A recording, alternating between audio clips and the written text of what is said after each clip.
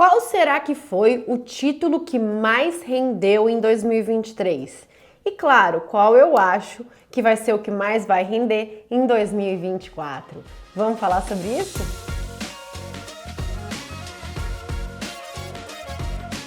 2023 foi um ano bem interessante do ponto de vista da renda fixa. A gente tinha visto no começo do ano, com o novo governo e umas falas meio atrapalhadas a respeito da meta fiscal e da meta de inflação, a gente viu as taxas pré-fixadas subirem e chegarem aí a cerca de 14%, os títulos mais longos, e 6,5% mais o IPCA nos títulos de juro real. Mas com a aprovação do arcabouço fiscal, essas taxas começaram a cair. E como vocês sabem, quando as taxas pré-fixadas caem, você tem uma valorização na marcação a mercado dos seus títulos pré-fixados e IPCA+. Então as taxas de juros terminaram esse ano em patamares mais baixos do que começaram o ano, o que significa que foi um excelente ano para os pré-fixados e IPCA+. Quando a gente entra aqui, por exemplo, no site do Tesouro Direto, em rentabilidade acumulada, digita isso no Google, a gente vê aqui a performance, tá vendo? De todos os títulos do Tesouro Direto, né? E aí você tem a performance dos últimos 30 dias, do mês, no ano e em 12 meses. Então vamos olhar aqui a performance no ano.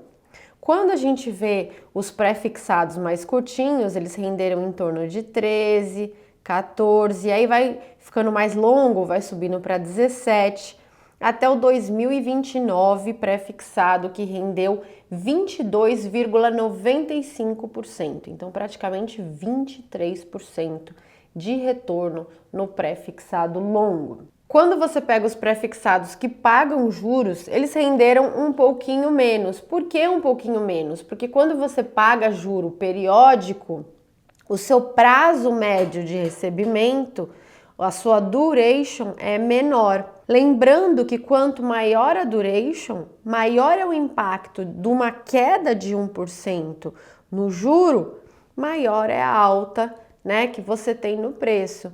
Então, grosso modo, se a taxa de juro cai 1% num título de um ano, ele sobe 1%. Num título de 2 anos, ele sobe 2% e assim vai até estabilizar próximo de 10 anos. Então, como os títulos prefixados que pagam juro têm uma duration um pouquinho menor, eles renderam um pouquinho menos, mas também nenhuma grande diferença, né? Os mais longos também renderam bastante. Quando a gente vai para os títulos IPCA+, a gente já vê uma situação um pouquinho diferente. Os títulos IPCA+, têm um componente pré-fixado também, e quando as taxas de juros caem, eles também se valorizam com a marcação a mercado. Mas eles também têm um componente do IPCA. E quando a gente vê aqui a performance desses títulos, até mesmo os mais longos, né, 2055, a gente vê um retorno mais em torno de 15%. Então começa com 10, depois 11, 12, 13, 14 e 14,5% quanto mais longo você vai. Quando você olha os que não pagam juros, né, e portanto tem uma duration um pouco maior, você vê que também começa em 10 e poucos por cento, aí 12, 13 e o mais longo, que é o 2045, rendendo 17,51. Então, quando você compara a rentabilidade de um pré-fixado longo com o IPCA mais longo, o pré-fixado rendeu quase 23%, enquanto o IPCA mais longo rendeu 17,5%. Portanto, o título que mais rendeu em 2023 foi o pré-fixado sem pagamento de juro com vencimento em 2029. O Tesouro Selic, né, a média da Selic nesse período foi de 12%. Então, tanto os títulos pré-fixados mais longos quanto os títulos IPCA mais longos renderam mais do que o CDI. Por exemplo, vamos ver quanto que rendeu o 29 em relação ao CDI. O pré-fixado 2029 rendeu 22,95%. O CDI, né, o Tesouro Selic, foi 12%. ou seja, ele rendeu 191% do CDI. Já o IPCA+, que eu mostrei para vocês, rendeu 17,5%, com o CDI de 12, ou seja, rendeu 145% do CDI. Então, quem se expôs a um componente pré-fixado este ano teve uma rentabilidade positiva de marcação a mercado e rendeu mais do que o CDI, correndo nenhum risco de crédito, né? Só aí com títulos públicos. E a Marília, por que que isso aconteceu? Quando a gente vai aqui, ó, para o pré-fixado 2029, aqui no site do Tesouro Direto, o que a gente vê no ano acumulado é isso que eu falei para vocês. Começamos um ano, teve uma discussão aí de meta de inflação, de piora fiscal, que fez com que as taxas subissem aí quase para 14%, e depois da apresentação do arcabouço, o que a gente viu foi uma valorização desses títulos. Teve algum ruído aqui com o aumento da taxa de juros americana, mas depois eles voltaram a cair. Note que o pré-fixado caiu, grosso modo, para o patamar mínimo que ele operou perto de julho, tá vendo? Então ele subiu e voltou tudo. Guarda essa informação. Por quê? Porque quando a gente for comparar com o IPCA+, que eu vou mostrar aqui para vocês, vamos pegar um IPCA+ 2045, que foi o que mais rendeu do IPCA+. Quando a gente olha isso, olha só a diferença. Começamos o ano no 6, fomos até o 6,6 quase, aí teve uma boa queda, juro americano começou a subir, ele subiu de novo, mas olha aqui. Note que ele caiu só praticamente metade do que ele subiu recentemente. E não foi para patamares de mínimo histórico aqui em torno de 5,40.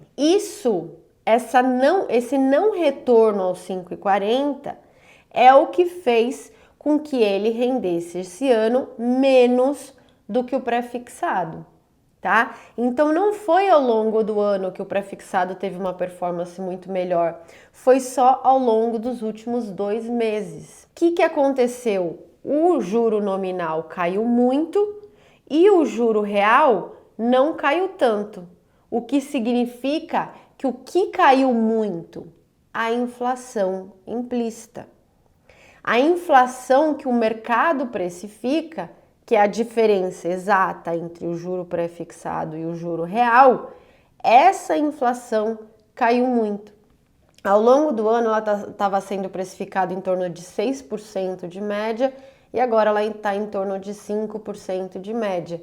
Então, você teve uma queda muito grande da inflação implícita. O que eu acho sobre isso, né? E qual a importância disso para eu te falar qual que eu acho que vai ser o título que mais vai render no ano de 2024? Eu acho que você baixar muito o prêmio da inflação implícita num momento onde o fiscal sempre vai ser um problema, né? Não é que está resolvido. Vai saber se ano que vem eles vão mudar a meta fiscal, né? Vão gastar um pouquinho mais. No ano seguinte, já teremos uma conversa a respeito de eleições, que a gente sabe que é sempre um ano que vai se gastar mais. No ano seguinte também teremos uma nova gestão do Banco Central, totalmente indicada pelo novo governo, perto de ano eleitoral. Então, será que eles vão querer cair mais a Selic do que seria o indicado? Não se sabe, é um risco muito grande. Então, por conta de tudo isso, eu não acho que faz sentido você estar num pré-fixado, né, com uma inflação implícita baixa. Eu acho que o melhor título nesse momento seria o IPCA+, tá? Então, eu acho que ao longo do próximo ano a gente vai continuar vendo quedas das taxas de juros, mas eu prefiro estar no IPCA+, do que no pré-fixado, porque eu acho que a inflação implícita já caiu demais.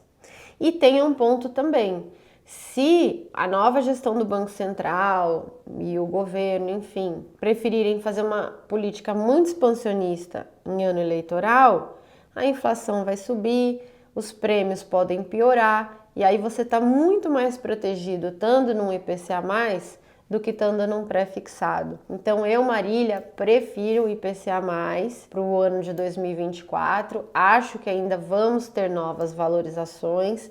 Essa taxa que está operando em torno de 5,60 poderia ir para 5, 4,80, sem que nada muito importante acontecesse. Então acho que podemos ter aí uma nova onda de valorização para o ano que vem e acho que você poderia participar aí dessa onda de valorização. Inclusive, uma operação que eu gosto ainda mais é fazer, né, investir em títulos IPCA+, mais via CRIs e CRAs, porque além de você ganhar uma taxa de IPCA mais 5,80, você ainda ganha um spread de crédito. Então você consegue investir numa carteira de boas empresas, né, em dívidas de boas empresas, a IPCA mais 6,5, isento de imposto de renda.